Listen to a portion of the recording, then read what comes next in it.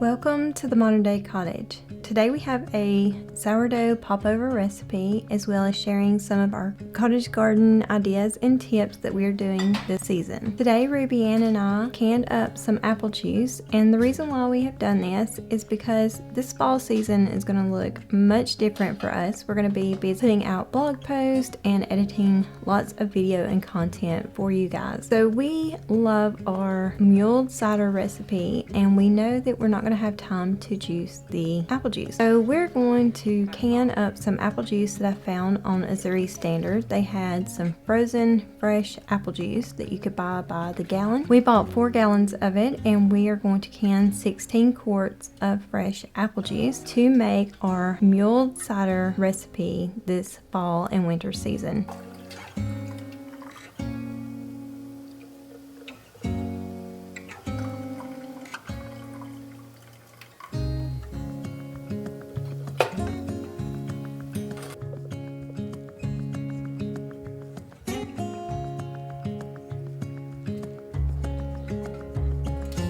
You can find the recipe for mulled cider at themoderndaycottage.com for step-by-step instructions and a printable recipe card.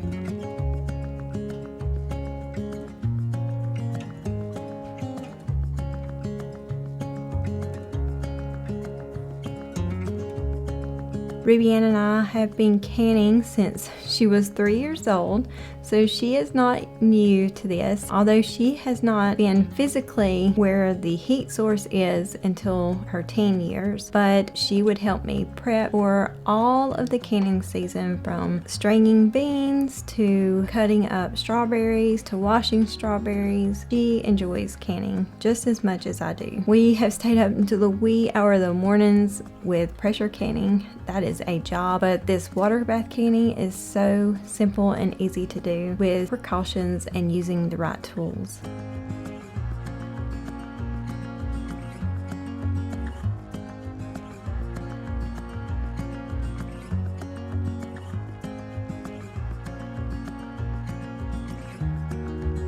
We love water bath canning. This summer we will be doing it outside when we do our canning because it gets so hot here in the kitchen. So we have a gas Camp Chef, a 2-burner, that we can do that out there.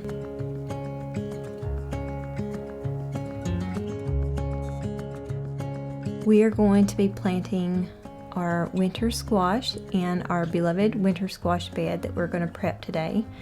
These are our favorite seeds, and I told you guys I get a little crazy when it comes to planting seeds, and these are what we're planting for this week. We already started the winter squash, and this is a handy tool. The Clyde Garden Planner is a handy tool that I use.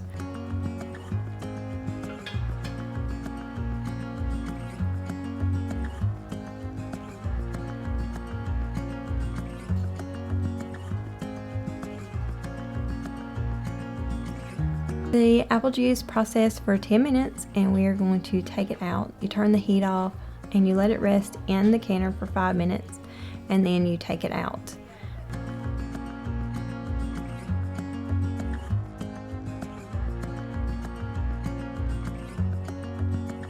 We have got some weed issue out in the garden. My husband, he is taking all the mulch off, and he is going to put down a cardboard weed barrier protective. I didn't want plastic weed barrier, and so he has been talking to some farmers locally, and they are doing raised beds, and they suggested this product. He is doing that, and hopefully we'll show you in the next vlog what he is doing to help with the weed protection, because this year Ruby Ann and I are not going to be able to be out in the garden like we have in the years past.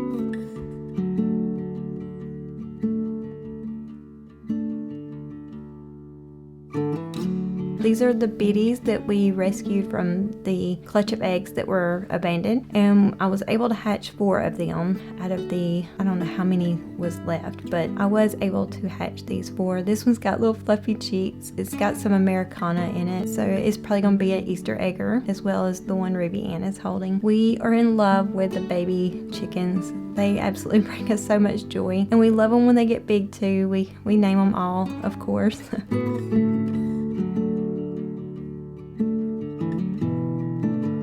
This is a cottage garden that's off the side of the patio when you walk out the back door, and it's just been neglected over the winter, and it's time to weed it and get some mulch in there because we would like to get some flowers put in there. I need to move the lantana because it's just taking over in that bed, but that'll probably be this fall. We're going to plant some moon vines, and we're going to plant some butterfly peas. If you've never grown butterfly peas, I highly recommend them. Although if you're in a hot zone like we are, they won't bloom until it gets cooler weather, but they will start vining.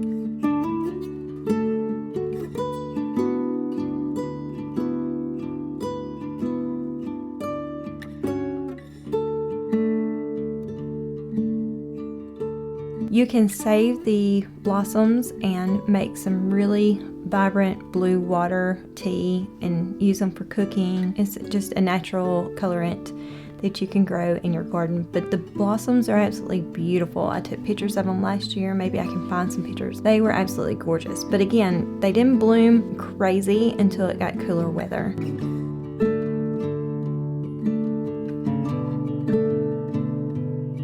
Ruby Ann's going to be planting our moon vines. They are one of my absolutely favorite cottage flower to grow. They bloom at night, so they're nocturnal bloomers, and the disc of the bloom is about, I guess, like a 10-inch dinner plate or a little bit smaller, but they can get anywhere between 10 to 12 inches. Just depends on your climate as well.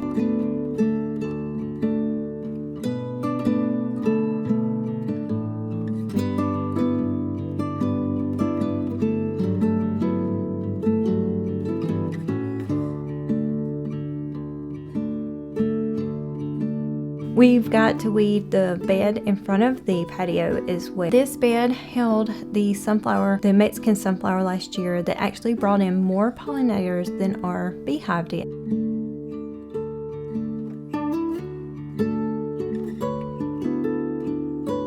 We're going to plant lots more Mexican sunflowers throughout the garden area.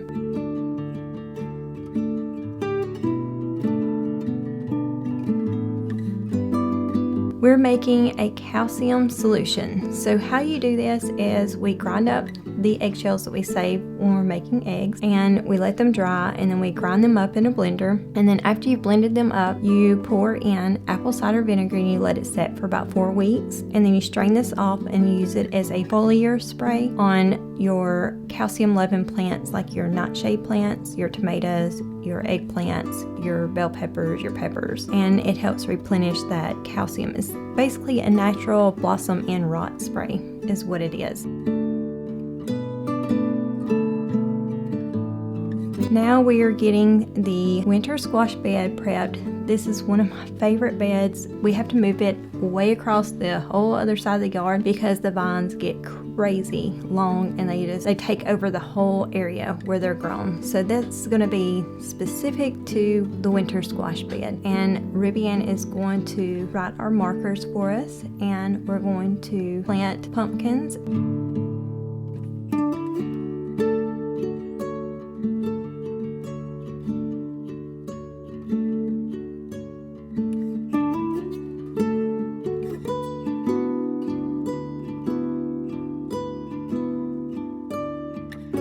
As participants of different affiliate programs, any links below that you click on and make a purchase, we may make a small commission at no cost to you. We only share products that we love and use here in our cottage.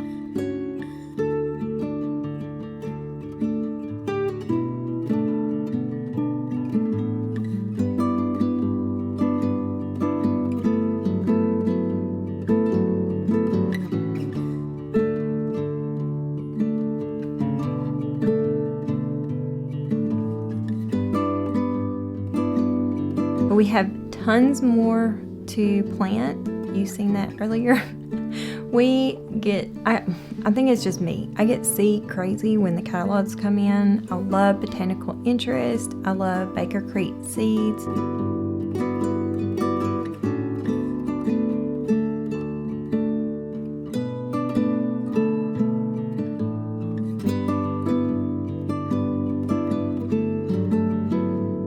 Ruby Ann made us some markers for the Sourdough pumpkin and the sugar pie pumpkin, and we're going to start those at the end. sometimes you just have to buy those hybrid seeds. But this year, all of our seeds are heirloom seeds.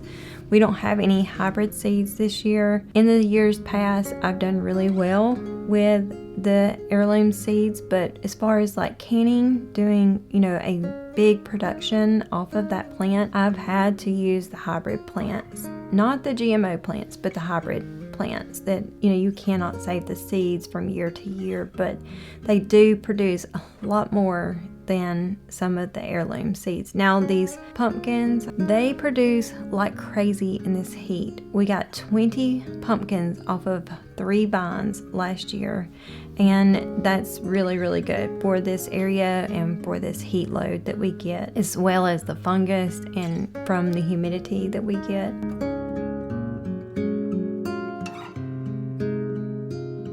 That's Elvis. He's coming back to the coop. He is a hoot. We are going to start the sourdough raspberry popovers. These are an absolutely delicious recipe for breakfast or even brunch. We love them out in the garden, even cold, for a snack when we're out there working and weeding. They're just really, really good. To me, a popover is basically a Dutch baby pancake in a muffin form. It's a great grab and go recipe to make for your family and your friends, especially coming up for summer. It would be a great grab and go breakfast and still be good for you with the sourdough.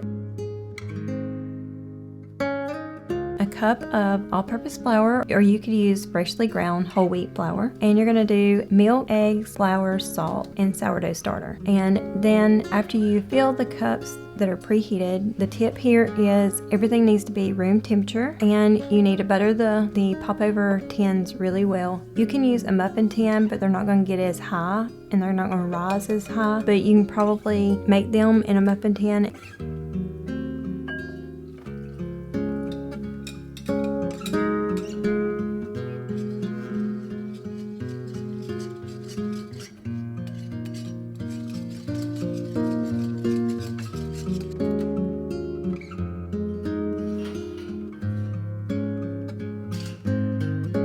You heat the popover tin, preheat it when you preheat the oven, and then you butter it, and then you fill them 3/4 full of the batter, and then you're going to use any kind of flavor of jam that you would like to put in them. Just put like a teaspoon so in them, and you can even use freeze-dried fruit, you could use dried fruit, and you could use fresh fruit. You don't have to be limited to just using jams. And then you're going to put them in the oven and cook them for 425 degrees for 15 minutes, and then you turn it down, and then you cook it for 10 to 15 minutes longer.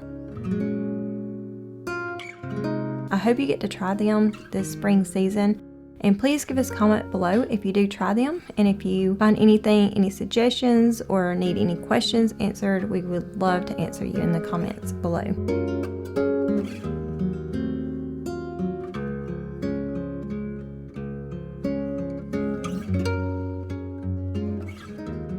Now we're hearting off all those seedlings that we started.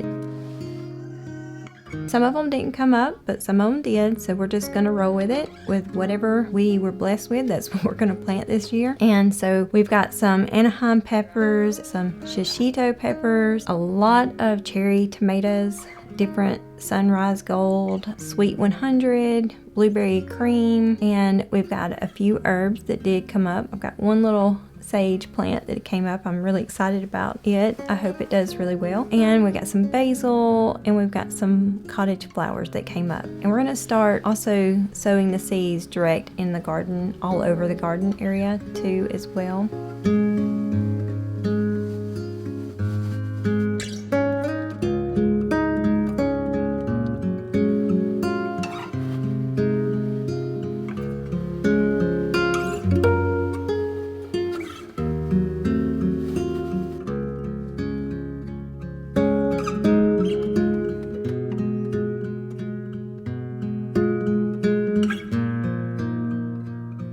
These popovers rise up really high and pretty and light golden brown on top if you use room temperature ingredients and you preheat that pan. You can find that blog post at themoderndaycottage.com, as well as a printable recipe card so you can make your beautiful popovers this spring season. We hope you have enjoyed this video. If you have, please give us a thumbs up and please subscribe to support our channel so you can receive more videos like this weekly. As always, we will share homemade recipes, cottage living, and a cozy home. We hope to see you in the next video.